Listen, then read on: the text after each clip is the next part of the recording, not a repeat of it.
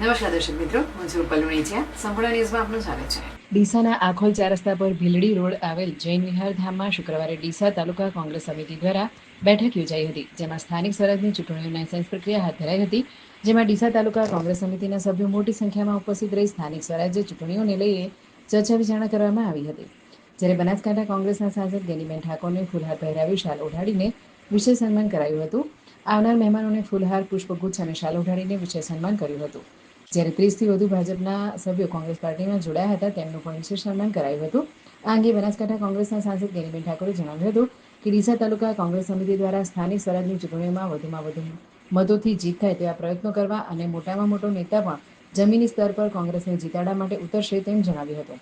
જ્યારે વડગામ ધારાસભ્ય અને ગુજરાત કોંગ્રેસ કાર્યકારી પ્રમુખ જિગ્નેશભાઈ મેવાણીએ જણાવ્યું હતું કે કોઈપણ વ્યક્તિ સ્થાનિક સ્વરાજની ચૂંટણીઓમાં ખોટું કરશે તો ચલાવી લેવામાં આવશે નહીં, તેવી રીતે ભાજપ પર આકરા પ્રહારો કર્યા હતા.